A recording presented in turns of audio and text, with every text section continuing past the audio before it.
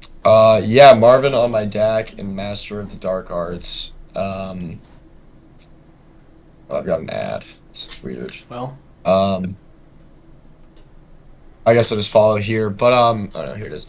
Yeah. So Noah at 4-1 is playing Eli, who is sitting at 0-5. Current projection is 112 to 110. We'll see if this Baker Mike Evans stack continues to do work.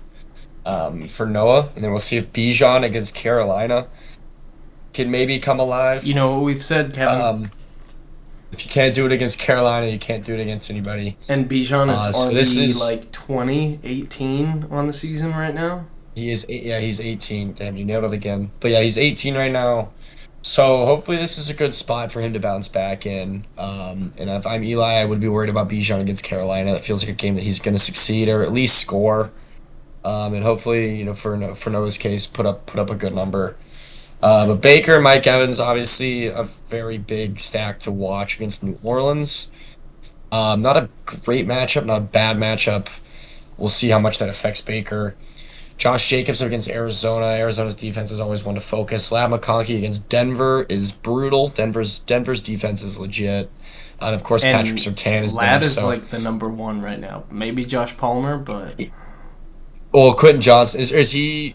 He's not hurt, is he? Quentin no, Johnson? he's fine. He's healthy, but I Okay. think that he's been more operating. I guess Lad mostly operates in the slot, but if Lad is going to be like the main pass catcher, they're just going to slide Pat Surtain in to cover him. Yeah, and if that's the case, he's going to be screwed. But I don't know if he'll cover in the slot. So It all depends on if Justin He- Herbert's back. yeah, that too. That'll make a big difference. Like Cole Kmet against Jacksonville is pretty solid. Michael Wilson against Green Bay is fine, and then Chuba against Atlanta. Chuba's been really solid this year, honestly. I don't think Jonathan Brooks will be back yet, so he should still be reliable for a couple more weeks at least. And for Eli over here, the Dak and Jake Ferguson stack, of course. Anytime someone's got a stack, you want to keep a focus on them. They got Detroit this week, which is a really hard team to run the ball against, so there should be kind of a pass funnel I think you can throw on them. And if the Cowboys can win that game, it's going to have to be through the air. So you will need a big game from Dak.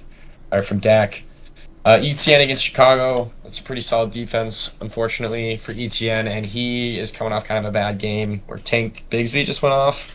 So kind of interesting there to sort of see where that narrative takes us. Ramondre against Houston, he's honestly he did have a really good week this past week. He's just like so hit or miss right now. I don't really know what to expect with him, to be I mean, the honest. Patriots' offense is, but interesting, Kevin. True. You want to know something? Slight side note. What's that? Announced today, the Patriots will be starting Drake May Sunday against the Oh, yeah, Texans. I did see that. I forgot to mention. Yeah, I did see that earlier. Could change fantasy impact for some of the players, but most notably, I made a prediction around my house, and Eli and Henry can vouch for it. But I said that the Patriots would beat the Bengals to start the season and give me hope, and then they would lose 3 straight and be at 1-3, and then be at 1-4, lose 4 games, and then in week 5, wait, no, 6. I said last week. I said they'd be at 1-3, and then in week Okay, 5. and then bounce back. In week 5, they would start Drake May, either due to injury or poor play. And in my opinion, they should have benched Jacoby Brissett for Drake May. The Patriots got off to an early lead 7-0 and then had 2 more turnovers and great special teams plays. And Jacoby Brissett just could not get the offense moving. Ended up only scoring 10 points, and the Dolphins beat us by 5. They 15-10. And 15-10. And now Gerard Mayo says, okay, let's give the young kid a chance. So I missed it by a week, but I know my team and Close enough. Yeah. Drake May. So we'll see if that's a positive or a negative effect on fantasy. I imagine at least for week 1, it's probably going to be negative. I mean, I have Jalen Polk. I hope it's good for them. It'd be nice to get some sort of action from the Patriots. So we'll see. TBD what's going to happen there with Drake May. I'm excited to, sort of see what he can do in the NFL. Marvin Harrison against Green Bay. That game could be kind of a shootout. He had kind of a bad week this past week, even though the Cardinals won. So kind of weird there. And then I've Tank Dell against New England. But Nico Collins is now hurt. So that also affects Noah. That's kind of why he has to start Ladd McConkey here, is because he does not have Nico Collins. So kind of at a really good time for Eli. Maybe he can capitalize on that Nico Collins injury. And then he's got Romeo Dobbs against Arizona, which is also a good matchup. So looking at matchups, I think Eli actually has some pretty solid matchups. Noah just has Bijan and Josh Jacobs, really solid matchups as well. So, you know, this would be kind of a shocker, to be honest. If you look at records, you look at 2nd and 12th in the standings. But, I think based on matchups and Noah being down, Nico Collins, this maybe is a get right spot for Eli when you kind of least expect it. But we'll see. We'll see what he's capable of. Yeah, I think that you did a good job explaining the defensive matchups and obviously key guys to watch. Marvin Harrison, because Eli paid a pretty penny for him, and this is that revenge game. This is Baker Mayfield, Mike Evans versus Marvin Harrison trade revenge game. Who will combine for more? Which side of the trade? It's going to be tough. New Orleans has a pretty decent defense, and I think there's a bit of a rivalry going on with Tampa Bay, but we will see. Looking at the second matchup of the week, we have the Masonic Lodge versus Baby Want Milky. It is already projected to be a high-scoring game, currently 119 to 130. Charlie is projected to win. However, he's got some mixed matchups across the board. Josh Allen against the Jets. The Jets have a really good defense, and it's in New Jersey. Derrick Henry against Washington. They have a weak defense. Henry should be able to put up some good points there, especially if it's like a shootout type game, and Henry's getting fed a lot. Kenneth Walker against San Fran. They have a really good defense, but so far this year, the team has not looked good overall. I think they're, 1-4 now? 2-3. 2-3. CeeDee Lamb against Detroit. Detroit's got a pretty up-and-coming defense. Chris Godwin against New Orleans. Like I said, with the rivalry, and New Orleans got a pretty decent defense. Dallas Goedert against Cleveland. Their team has been awful, but they have a good defense on paper. JSN also against San Fran. And then Jonathan Taylor, who's still questionable. I mean, it could be a good matchup, but even if he comes back, they could easily use Trey Sermon and start to do a little bit of a split, because Trey Sermon showed off a lot, and you don't want to injure a guy like Jonathan Taylor and lose him for the rest of the year. Henry's team on the other side of the ball, he has, obviously, this is the story of the 49ers offense. So we have the story of the 49ers defense on the other side, and here's the offense. Brock Purdy, Jordan Mason, Brandon Ayuk, all against Seattle. This is really going to be hit or miss, these three guys, whether or not Henry wins here. I think that's going to play a big factor. Monty back from bye against Dallas. T. Higgins against the Giants. Trey McBride against Green Bay. Jaden Reed against Arizona. I think, honestly, that could be a standout player for Henry this week. Jaden Reed has shown the ability to have those 35-plus point games, and if Green Bay gets into a shootout with Arizona, that could be the guy he targets most. Interestingly, he is going with George Pickens for the start at the moment against Vegas. I don't hate it, but I think that there could be an argument to be made to start one of the other bench players that Henry has.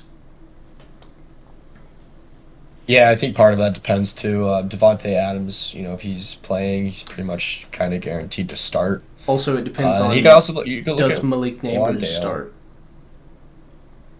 Yeah, true. Because I think that which I think he might, coming back from concussion, but Cincinnati's defense is neutral. He's got Wandale on the bench. So if Malik Neighbors is out, I think Wandale Robinson is like a lock to play. I would start him immediately if I were given the option. Yeah, it should get going. See if Charlie can bounce back after coming off his first loss. I hope the not. Jonathan Taylor thing is interesting.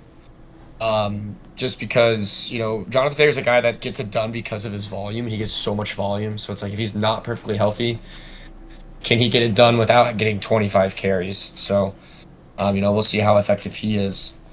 Following, maybe making his Baby Want Milky debut. Next matchup here, though, is me versus Bennett, Blue Medical Tent versus Jefferson Starship. Bennett's lineup is not set currently. Mine is. I made sure to go through and do it before we started the pod. So we can at least look at mine, and then I'll go through Bennett's, but he's got Justin Jefferson in there, who's obviously not playing this week for a bye. But I am currently 2-3. Bennett is currently 1-4. So two teams that kind of need a win. Bennett's season is kind of on the fringes. Mine is still alive. A win here would do me wonders, and a loss to him would start to fade off into the distance. But Quick note: Bennett will either start Darnell Mooney, who is currently projected 14, or Malik Neighbors, who is currently projected 22. So if Malik Neighbors plays, this could be a much closer matchup. Yeah, so I'm gonna talk as if Malik Neighbors is playing, and I'm gonna ask and as if he's got Mooney instead of Jerry Judy, because I feel like that's probably No brainer. Yeah. what's gonna happen. So it's honestly going to be like a dead even projection because it'll be plus 22 from Malik Neighbors to put him at 118. That puts him at 118. And then plus 6 from 6. Darnell Mooney. So he'd be projected like 125 or 124 or so. To my 119. So he will be projected more than me. But that's okay. I'm not too worried. Once we sort of get to the brass tacks and the games are. He doesn't have Justin Jefferson. That's kind of if I can be happy about one thing, it's that. So we just kind of got to take what we can. But I've got Kyler against Green Bay. I'm hoping that game's a shootout. I think that Jordan Love is capable of making it a shootout, and the Cardinals can sometimes keep up. So I'm hoping they can. Alvin Kamara, obviously RB1 of the year so far. He's got Tampa Bay. We just saw the Atlanta destroy them, but Bijan did not destroy them. So, whether or not it'll be the same story for Alvin is TBD. Brian Robinson against Baltimore is kind of rough. Drake London against Carolina, I think he can succeed there. Jameson Williams against Dallas. That's kind of a tough team to run on, but I think you can throw on them. Or no, sorry, I'm wrong. You can run on them well, so maybe that stinks. Brock Bowers against Pittsburgh is tough. Najee against Vegas is okay, and then Dontavian Wicks against Arizona. He's coming off a stinker, but I think everybody kind of wants a piece of that game, it seems. We've just covered 3 games in a row where someone has a receiver going against Arizona. I'm going to probably start him if Christian Watson, who I think is still going to be out. So, why not give it a shot rather than Christian Kirk? I'm still up in the air on that. We'll see. He's projected one more point. But then for Bennett, Stroud against New England, Rachaad White against New Orleans, James Cook against the Jets. All relatively okay matchups. I don't think they're actually kind of difficult, if anything. James Cook against the Jets is pretty brutal. Malik Neighbors against Cincinnati is absolutely brutal for me. Because I think he is very capable of dropping a 30 bomb in that matchup. DK Metcalf against San Francisco is kind of rough. David Njoku against Philly is okay, and then he's got Deontay against Atlanta. And Darnell Mooney against Carolina. So he's actually got some good matchups. I'm a little bit worried here, I won't lie, now that I'm looking at the matchups. But at least he's down Justin Jefferson, so maybe that's enough for me to sort of catch a break and, stay in the win column again. It seems like every week, though, my opponent has to score at least 110, so I fear that's probably going to happen again. Yeah, I wish you the best of luck, but Bennett's team is healthy, and he has one guy on a bye, and it's a big guy, but he has the guys to come back and replace him. Looking at our next matchup, though, not currently set again. We have Hall or Nothing versus Riley Reed option. We'll go ahead and take a look here and see who Tal could potentially start in place of Samaje Perine. Joe Mixon, if he comes back, would be 17 extra points, which would put Tal at 107. And then in place of Colby Parkinson, who is on bye, he would pick up somebody off. Oh, no, he'd put Kyle Pitts in there. And then he would play Amon-Ra. Amon-Ra. Yeah, so that's 17 more points. So Tal would actually be projected like 124. So this would almost be a dead even projection at the moment. I think it'll be a good game. Clear matchups to look out for. I think Breece Hall against Buffalo, Jahmyr Gibbs against Dallas. Chris Olave, will he continue to underperform? Currently, he's wide receiver 32. Bang, I called that range again. I think he's going to stay in that range. And then Alex has some question marks. George Kittle, is he going to come back? He played through a rib injury in week 5 but re-aggravated it. It's currently 50-50. And then Zach Moss against New Jersey, against the Giants. Clearly Chase Brown can handle the workload. He showed that I think he put up like 12 or 14 carries last week and did good with them. So Zach Moss, if he doesn't play, Cincinnati might be able to go without him. And then on the other side of the ball, Jaden Daniels against Baltimore. Cincinnati just had a big shootout with them. If he can put up similar metrics and drop a huge game, that could give Tal the favor.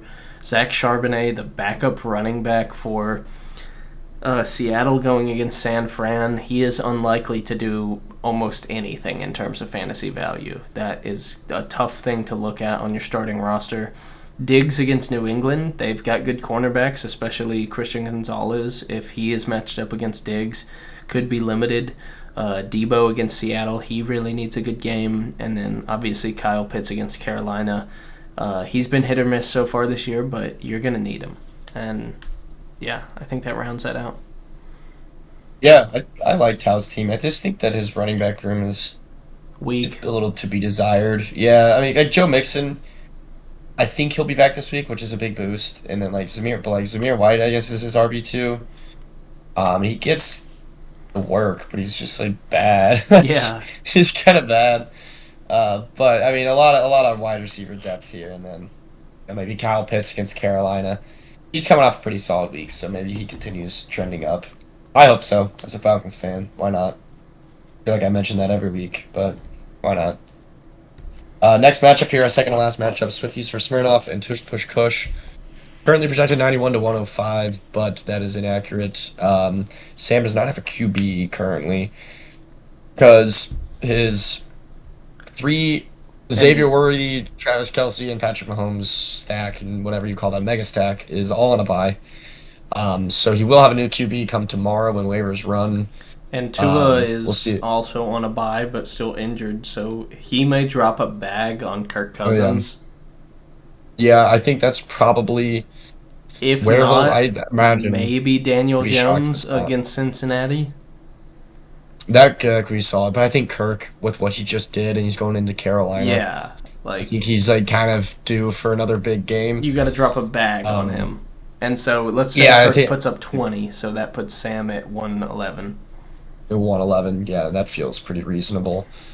Some key matchups here to keep an eye on: Isaiah Likely against Washington. It's kind of been a weird year for Baltimore pass catchers, but I think that Washington's defense is still pretty I mean, bad. Charlie Kohler um, was the leading tight end receiver and like Yeah. their third leading fantasy player.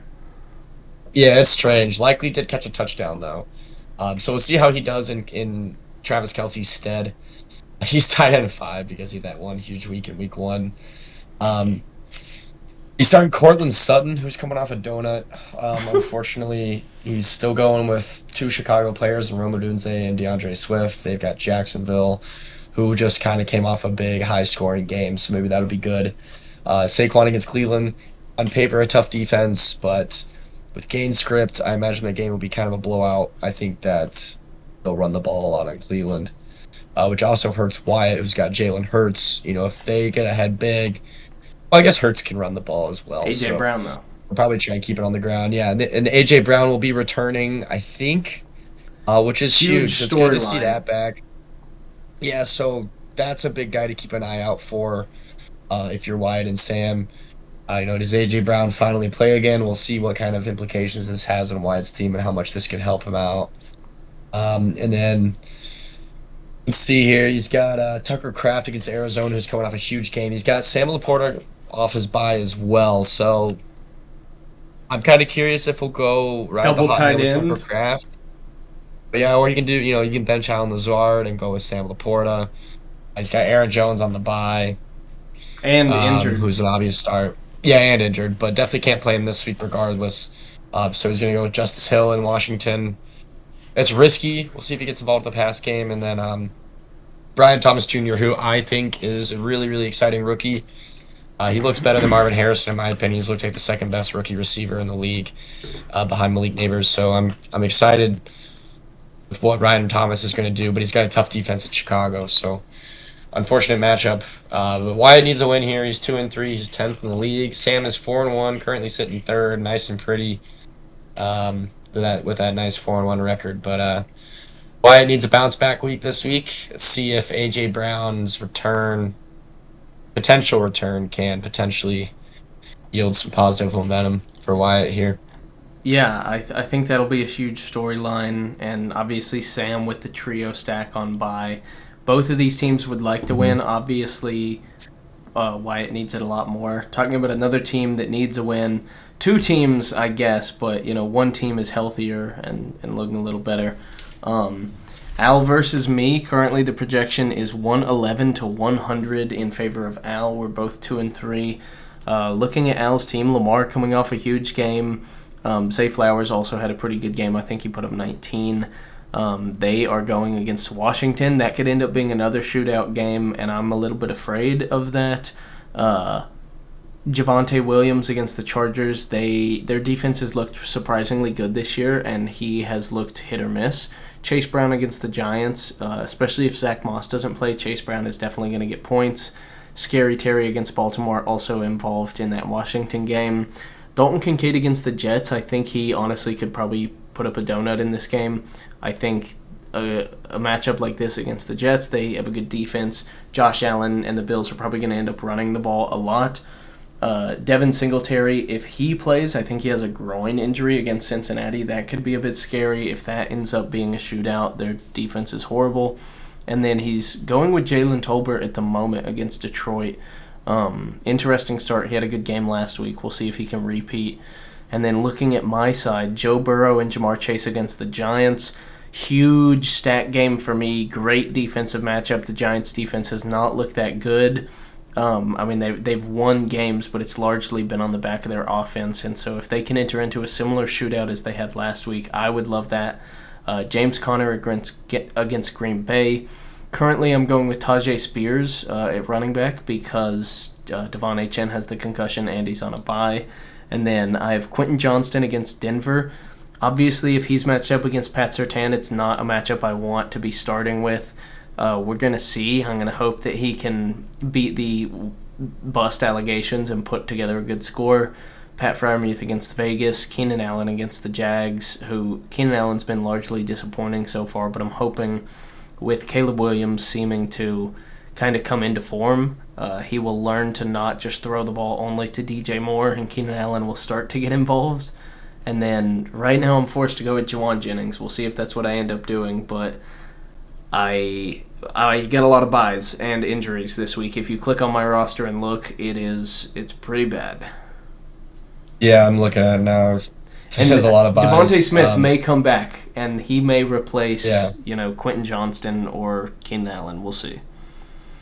Yeah, and I think, if George Kittle's out too, I think Juwan Jennings is more relevant immediately, of course. At least you're going in to face Al, who is down Kyron, who is currently RB4 on the year, so yes, he's out with a bye. So fortunately there, he's down his second best player behind Lamar, which is good for you, but two guys that definitely need a win, both outside of the playoff picture looking in, barely, but a win would definitely get you back into the picture, I think. So, big matchup there. Keep an eye on. Yeah, and that about does it for our weekly matchup. We can go ahead and take a look at the injury report that we've put together now and also talk through our talking points. We covered 3 weeks, including a brief recap of Week 4, a full recap of Week 5, and then our look into the future at Week 6. But Kevin, do you want to get us started on a couple of these? Yeah, starting off with some injuries. So Rashee Rice officially out for the season. And it was finally released. I'm not sure why it didn't come out earlier, but that is official. Yeah, and the thing for Wyatt is, this is brutal. He obviously drafted him in the 9th round, and he turned out to be one of the best sleeper picks of the draft. He was wide receiver 4 through 3 weeks, and then in week 4... Yeah, something like that. Yeah, I think... Or no, in week 5... No, it was week 4. Didn't catch a pass. Yeah, didn't catch a pass. Got taken out. And obviously Wyatt is staring down the barrel of losing a player like that, and it sucks, but you got to move past it. Yeah, it definitely happens. There's not much you can really do about it. Update on the Rams, guys. Puka is out until at least week 8. There is a bye for the Rams in week 6, so at least you're getting through that. Cooper Cup could come back for week 7, likely to return in week 8. So maybe just 2 more weeks until he is back. Devontae Adams is a hamstring injury, has not played the past 2 weeks. And trade talks. I'm not sure. Yeah, and trade talks circling about Devontae Adams now. I'm not really sure what his situation is going to be. I've heard maybe he goes to the Jets. I don't know. It's all With Robert Salah getting fired, I doubt Devontae Adams wants to go there. Like, cross that name off the list. Yeah, go back to another place where they have like Shitty what do you call situation. them? Like what's the coaches that like fill in Interim. an interim coach? Yeah, for like his second time in 3 years because the Raiders just had that. Yeah. Nico Collins with a hamstring injury. He injured it on that big play, which was a really awesome play. Got hurt in that game, exited the game, may miss multiple weeks. Devon Achane concussion, but he's got a bye this week, fortunately, so maybe he's back after the bye. I'm hoping. Hard to know. And based on what I saw, I'm just obviously hypothesizing as the guy who owns him in fantasy, but he went down and immediately he like stayed down and grabbed at his head, but he didn't do anything crazy like Tua did where he like freaked out with his hands.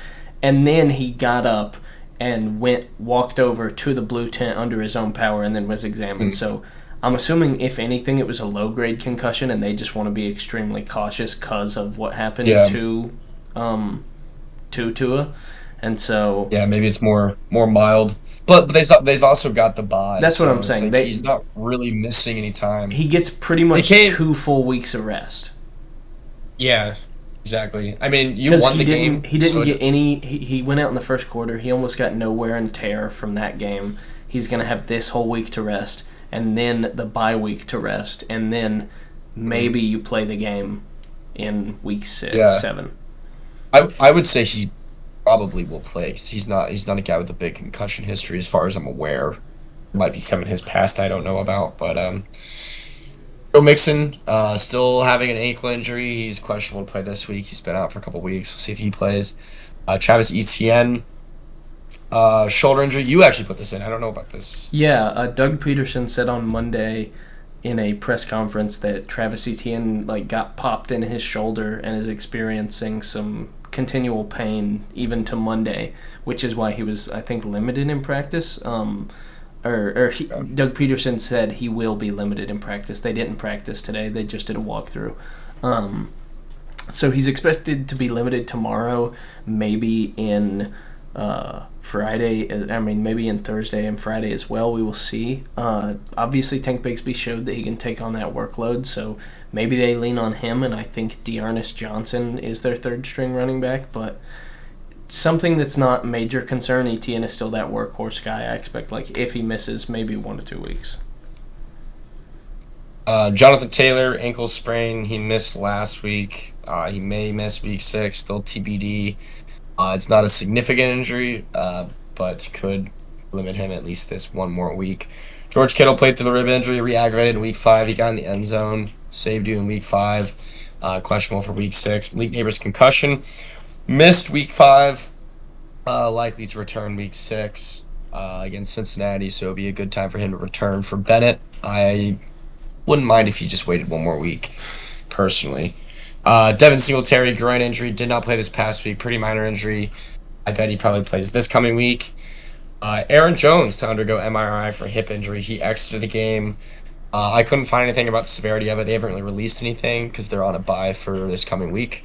So they didn't really talk about how much time he's going to miss. I think they're kind of just going to see what the MRI says. I mean, that could also be a crushing blow for Wyatt.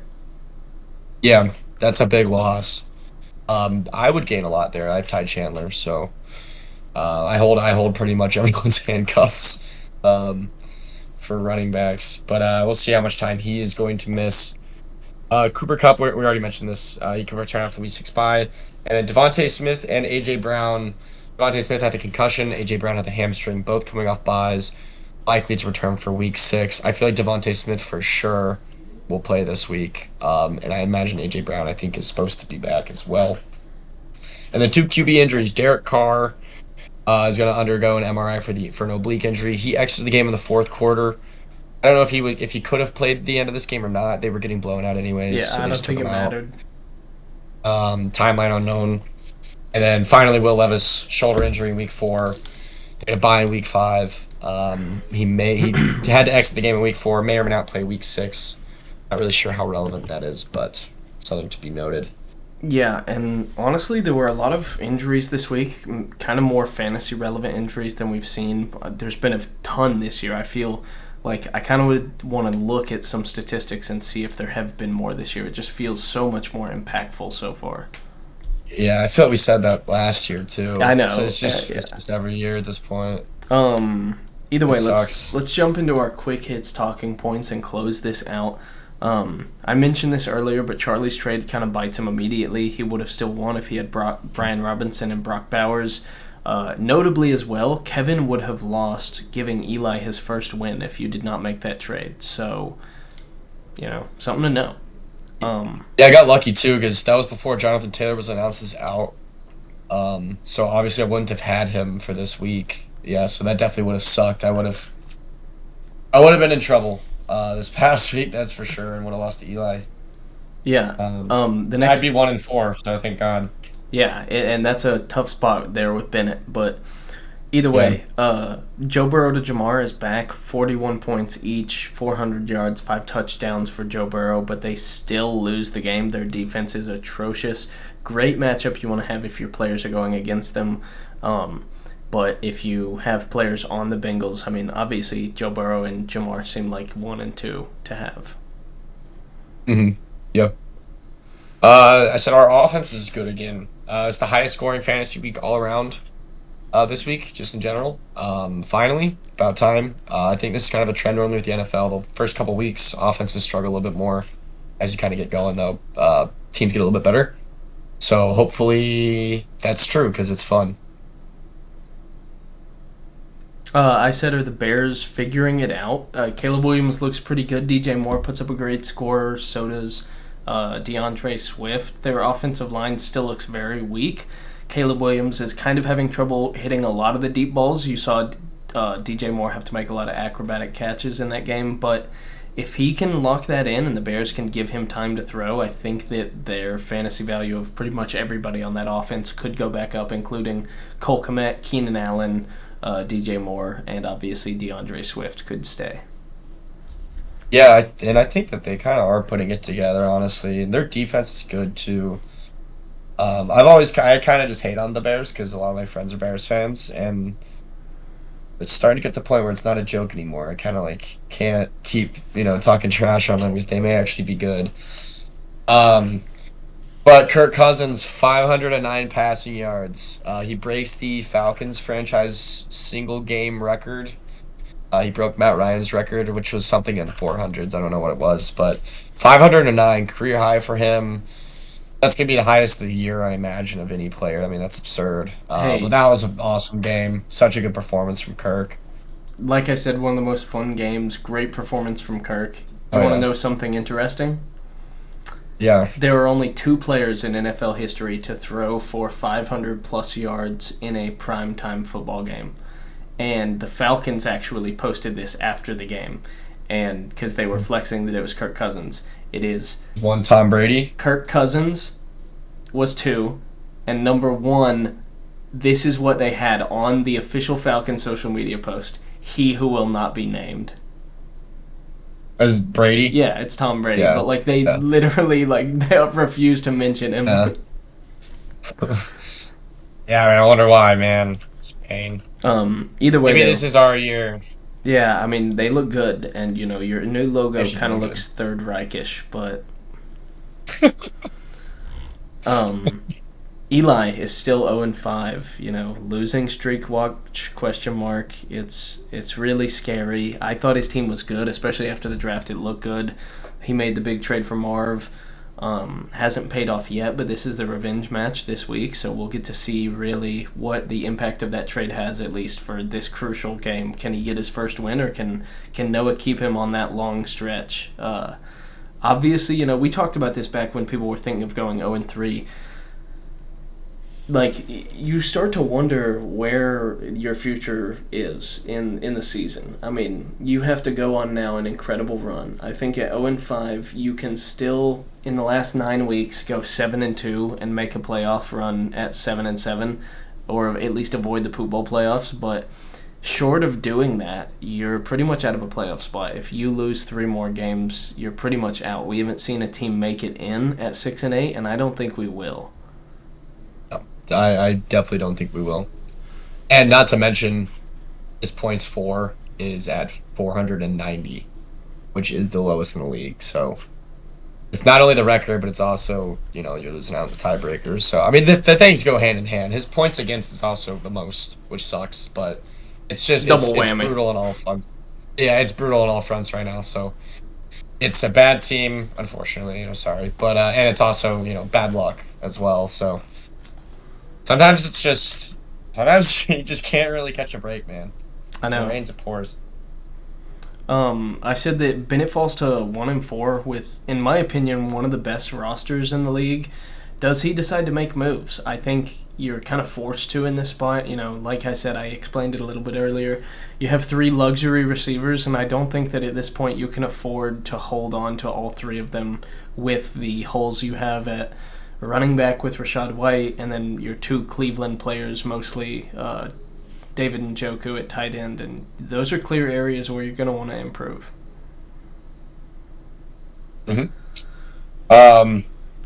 Yeah, I know you put this one in here, but I think it's still like talk about it. Has Bijan been a semi-bust?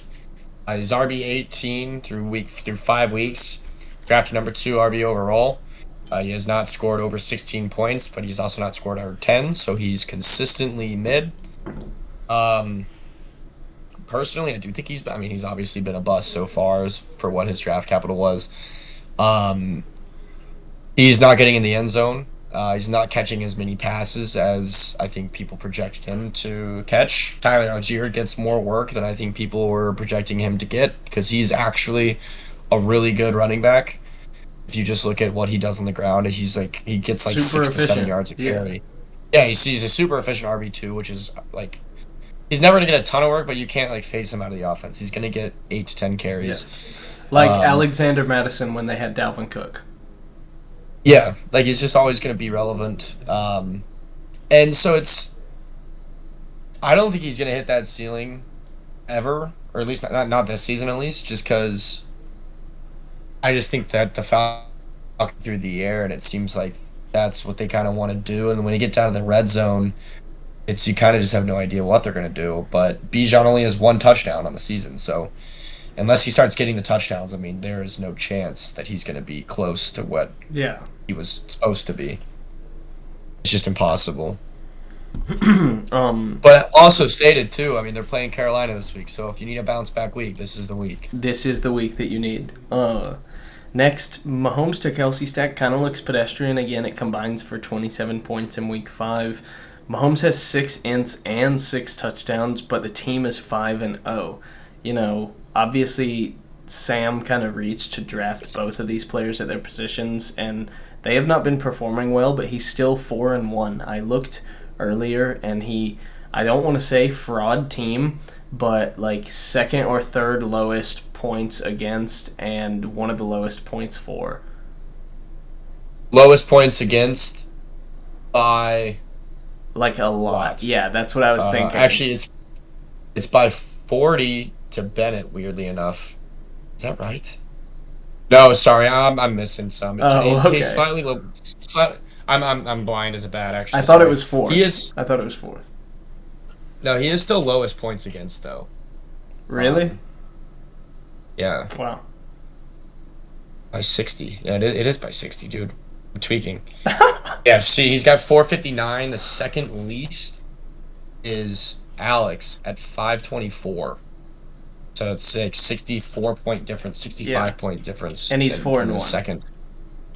Yeah. which checks out. I mean, when your points against is that low, it's crazy. I know, but that's what I'm saying. I'm not calling fraud alert, but like you got to be weary if you're like, okay, I'm winning these games, but like this can't. Obviously, the pendulum always swings back. You won't have the lowest points against for the whole season by 60. Like it would be mathematically. Yeah. I've got more points scored than him by 70, and I'm 2-3. Yeah. That's just how the cookie crumbles. I'm not mad about it. But yeah. Still, he's still winning games though. I mean, when you're 4-1, at least things are going in the right direction. He beat me. Yeah, he beat me as well. So next though, Travis Etienne and Rashad White, are they losing their jobs? Their handcuffs. I bring this in. I didn't realize that Etienne was hurt when I made this note. To be fair, because we just talked about it. But that being said, Tank Bigsby still looked really, really good the other day. Bucky Irving looked really solid on Thursday. He's looked good for a few weeks now. He's been more efficient than Rashad White. Tank Bigsby's been more efficient than Travis Etienne. Something to think about, something to keep an eye on. Definitely very fantasy, like high drafted players. So if they start losing their jobs a little bit, their owners are gonna take a hit. Something to be concerned of for sure. One of the last points here, Al repeats his low score and beer chug. Obviously, he did too because he missed the deadline. He valiantly repaid that slight debt he put himself in. And he did it with pride. He did it out of the bottle, kind of like a man, while he was meal prepping. So, again, respect to Al. Interestingly, though, he's 2-3, and he's had 2 of the lowest scores. So, like I said, I think when his roster gets healthy, I think he has put together a good roster. He's just had 2 really bad weeks. And if he didn't have those weeks or had more medium weeks, he could easily be at 3-2 or, 4-1. However, our next point here, Charlie and Kevin are the only 2 people to be the high score winners and get the $10 this season. Charlie's done it 3 times, you've done it twice. Will either of you pay off your full buy-in before the season is over? And if you do, which one? And if so, that's got to feel good. Definitely you're riding free. If someone's gonna do it, I would put my money on Charlie, just based on how things have gone so far. Doing it 5 times would be absurd, though. That would be crazy. I think the most we've ever had is 3. That'd be quite the feat. Yeah, that'd be quite the feat. 5 times. I wonder how many times Henry did it last year. Henry had I think Henry had it 3, and year. somebody else had it 3, and then I had it twice. Okay. And we had a couple, like the rest of everybody had it once, and maybe somebody else had it twice. Okay. Yeah, I know I think I just had it once last year, maybe twice, but yeah, I mean 5 times would be Insane. absurd. You're riding that's free over a into the third. playoffs. Yeah. Oh yeah, that's sweat free into the playoffs. And I mean, I'd imagine. We didn't do it our first year, but I wonder what Bennett did that year too. His team was insane from start to finish. Oh yeah. So that was the last prime year of the Mahomes to Kelsey stack. Yeah. And then last year was like the Henry had the best regular. All right, well, that's going to wrap it up. Kevin, we lost coverage. You can seize. But thank you guys for tuning in for this week, week 4 and 5 coverage of Behind the Lines. And I'll see you in the next one.